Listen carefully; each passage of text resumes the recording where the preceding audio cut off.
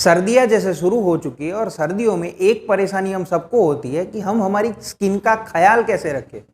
तो आयुर्वेद ने एक चीज़ बताई है जिसका नाम है अभ्यंग। तो इस अभ्यंग को हमें हमारी आदत बनानी है, हमारे हमारे रूटीन में इसे इम्प्लीमेंट करना चाहिए।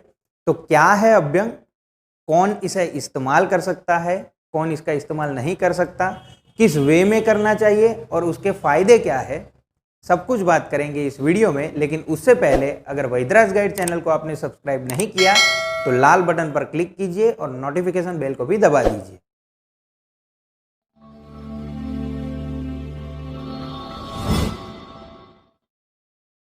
देखिए, सर्दियों के अंदर बाहर का एटमॉस्फेयर एकदम ठंडा रहता है, हवा एकदम रूखी होती है जिसकी वजह से हमारी स्किन एकदम ड्राई हो जाती है और धीरे धीरे फटने लगती है।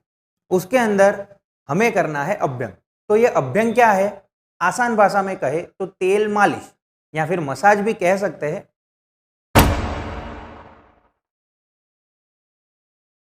इस तेल मालिश के फायदे के बारे में बात करें तो बताया गया है जराहर, जरा यानी ओल्ड एज। आयुर्वेद के अंदर जरा को भी एक डिसीज की तौर पर ही गिना गया है जिसके प्रिकॉशन में हम अभ्यंग कर सकते हैं। अगर हम हमारे शरीर पर डेली तेल मालिश करेंगे तो हमें बुढ़ापा देरी से आएगा, हमारी उम्र तो बढ़ेगी पर हमारा बॉडी वैसे का वैसा ही रहेगा। आपको भी अगर लंबे समय तक जवान रहना है तो तेल मालिश को अपनी आदत बना लीजिए। दूसरे इसके फायदे के बारे में बात करें तो श्रम हर बताया गया है। श्रम यानी थकान। नॉर्मल डेली रूटीन में हम जब काम करके थक जाते हैं या फिर कोई लोग बोलते हैं भाई मुझे में तो कोई स्टेमिना ही नहीं है, या फिर किसी लोगों को कोई अपना स्टेमिना बढ़ाना है, ऐसे सारे लोग अभ्यंग को अपनी आदत बना लीजिए। आगे इसको वातहर बोला गया है। वातहर से क्या मतलब लेंगे, हमारे बॉडी के अंदर 3 प्रकार के दोष है, वात पित्त और कफ, जिसमें से वात दोष की प्रीडोमिनेंसी सबसे ज्यादा होती है और वो सबसे चंचल दोष माना गया है। उससे 80 प्रकार के व्याधियां होते हैं, जैसे कि कोई भी शीरशूल हो गया, कमर दर्द, जोड़े का दर्द, फटी एड़िया, स्किन में रुक्षता, ये सब खालित्य मतलब जो बाल गिरते हैं, बाल झड़ना, ये सब बीमारी वात के कारण होती है। अगर हम वात को ही कंट्रोल में ले लेंगे तो उससे होने वाली 80 प्रकार की व्याधियों को हम कंट्रोल कर पाएंगे। और वात के लिए पूरे यूनिवर्स के अंदर सर्वश्रेष्ठ कोई दवा है तो तेल। तो अगर हम तेल मालिश रोज करेंगे तो उस वात को भी हम कंट्रोल में रख पाएंगे। वैसे तो तेल मालिश पूरे शरीर पर करने को बोला है पर 3 स्थानों पर विशेष करने को बोला है। 3 स्थान वो कौन है, शीर, श्रवण और पाद। अगर हम शीर की बात करें तो देखिए, हमने कभी भी वृक्ष देखा है, उसका आधार उसके मूल में होता है। वैसे ही हमारे पूरे शरीर का जो मूल है वो शीर है। अगर हम हेड मसाज डेली करते हैं, वो शीर को न्यूट्रिशन देने का काम करता है, बालों की जड़ें मजबूत होती है, घने अच्छे बाल रहते हैं, चेहरे की जो स्किन है उसका ग्लो निखर के आता है, पूरे जो सेंसरी ऑर्गन है उसको न्यूट्रिशन मिलता है। तो सिर पर तेल लगाने के बहुत सारे फायदे हैं। दूसरी अगर बात करें तो कानों में भी तेल डालने को बोला गया है। जी हाँ, अगर हम रोज सुबह या शाम को 2-2 बूंदे अगर हमारे कान में डालते हैं तेल की, 2-2 बूंदे, तो वो कान में होने वाली कोई भी बीमारी, अगर किसी को ठंडियों में कान दर्द करने लग जाते हैं या फिर जो कभी कभी मन्यास्तंभ, और कुछ लोगों को सर्दियों में जो ये हमारा हनु होता है वो एकदम स्टीफ हो जाता है, मुंह ऐसे खुला का खुला रह जाता है, तो ऐसे लोग भी अगर कान में तेल डालेंगे तो उनको फायदा देखने को मिलेगा। तो आगे क्या बोला है, पैर के तलवों पे तेल लगाना, जिसे पाद अभ्यंग भी आयुर्वेद में बोला गया है। अगर हम पैर के तलवों पे तेल लगाते हैं तो वहां का लोकल ब्लड सप्लाई तो बढ़ता ही है, जिससे वहां की कोई भी फटी एड़िया या फिर दिन भर की थकान या फिर पैरों में दर्द या फिर जो एड़िया होती है उसके अंदर जो दर्द होता है उनमें तो राहत मिलेगी, पर उसको चक्षुष्य बताया गया है, मतलब आंखों के लिए वो बहुत अच्छा है। अगर हम आंखों के अंदर अभ्यंग करने जाएं, आंखों के ऊपर मालिश करने जाए तो वो तो हम कर नहीं सकते। अगर हम पैर के तलवों पे मसाज करेंगे तो वो हमारी आई साइट को भी इंप्रूव करेगा। आगे एक और इसका बेनिफिट देखें तो इसे पुष्टिदायक बोला गया है। पुष्टिदायक मतलब शरीर को रुष्ट पुष्ट रखता है, हमारी बॉडी की स्ट्रेंथ बढ़ाता है और बॉडी के अंदर जो स्टेमिना है वो इंक्रीज करता है, बिल्कुल इनकी तरह। आगे बात करते हैं तो उसे आयुष्य बोला गया है।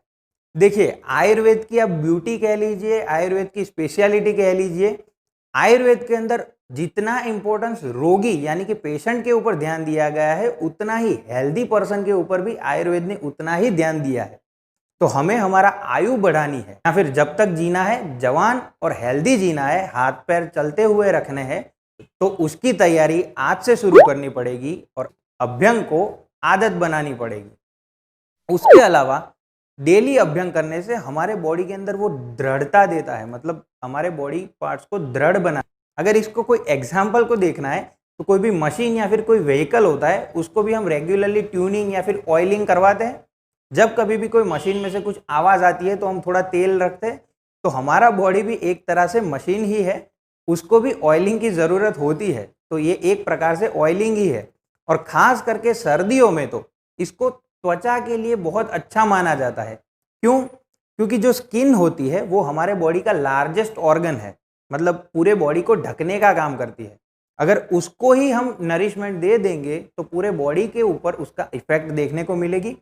उसके अलावा स्किन को वात दोष का एक स्थान बताया और वात दोष की बेस्ट दवा थी तेल। तो तेल मालिश से वात दोष को भी हम कंट्रोल रख पाएंगे। देखिए, ये सब तो हमने अभ्यंग के बेनिफिट के बारे में बात की। अब हम बात करेंगे किसे करना चाहिए और किसे नहीं करना चाहिए। वैसे तो अभ्यंग बच्चे, बूढ़े, मेल फीमेल हर कोई कर सकता है डेली बेसिस पे, लेकिन कुछ ऐसी कंडीशन है जैसे कि इनडाइजेशन या फिर अजीर्ण की कंडीशन में, जब कभी हमने कुछ खाया है और वो हमारे बॉडी के अंदर उसका प्रॉपर डाइजेशन नहीं हुआ, वैसी कंडीशन में वो आम बना रहता है। उस कंडीशन में अगर हम अभ्यंग करते हैं तो वो हमारी दिक्कतें बढ़ा सकता है। दूसरा, फीवर की कंडीशन के अंदर हमें अभ्यंग बिल्कुल नहीं करना चाहिए। तीसरा, अगर किसी ने पंचकर्म करवाया है या फिर कोई संशोधन लिया हुआ है बॉडी के, जैसे वमन, विरेचन, ऐसे जो पंचकर्म है आयुर्वेद के वो लिए हैं, उसके बाद हम अभ्यंग नहीं कर सकते।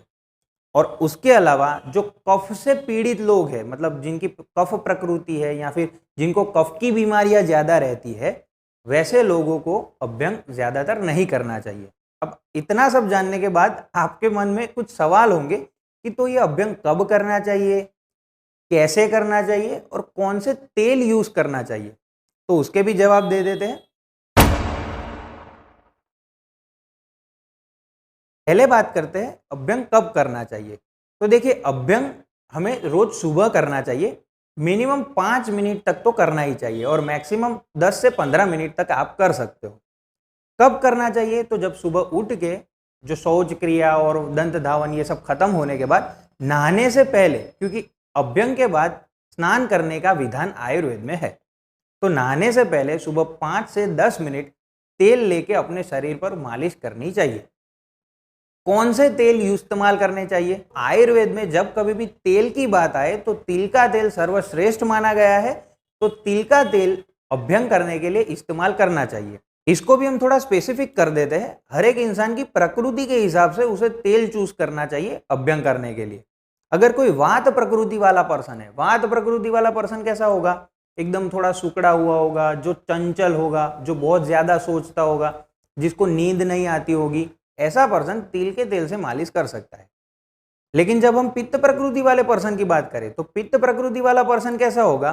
जिसका बॉडी स्ट्रक्चर तो एकदम सिमिलर होगा, पर जिसको एसिडिटी की बीमारियां ज़्यादा होगी, या फिर जिसको विरेचन फ्रीक्वेंटली हो जाता होगा, या फिर जिसका स्वभाव एकदम थोड़ा तीखा, मतलब जो थोड़ा गुस्से में रहने वाले इंसान होंगे, ऐसे पर्सन तिल के तेल के बजाय थोड़ा ठंडा तेल यानी कि कोपरेल या फिर जिसे नारियल का तेल भी कहते हैं, उसका इस्तेमाल अभ्यंग के लिए कर सकते हैं। तो अगर हम कफ प्रकृति वाले पर्सन की बात करें तो वो कैसे होंगे? जिनका बॉडी स्ट्रक्चर थोड़ा हैवी होगा, जिनका कफ की बीमारियां सबसे ज़्यादा रहेगी, जो थोड़े आलसी टाइप के नेचर वाले होंगे, ऐसे लोग थोड़ा उष्ण, मतलब थोड़ा गर्म तेल का इस्तेमाल कर सकते हैं। ऐसे लोगों को सरसों का तेल मालिश के लिए इस्तेमाल करना चाहिए। अब कैसे करना है? तो देखिए, आयुर्वेदिक टेक्स्ट के अंदर बोला गया है प्रतिलोम, यानी कि हमारे जो रोम होते हैं उससे उल्टी दिशा में तेल मालिश करने को बोला गया है। कोई भी अगर जॉइंट वाले पार्ट हो उसके ऊपर सर्कुलर मैनर के ऊपर हम तेल मालिश कर सकते हैं। तो बस आज के वीडियो में इतना ही। इसके अंदर अभ्यंग के बारे में सब कुछ बातें कवर करने की कोशिश की है। तो इन शॉर्ट, इस अभ्यंग को अपनी आदत बना लीजिए। अगले वीडियो में मिलेंगे, तब तक लगाते रहिए तेल और फिर देखिए उसका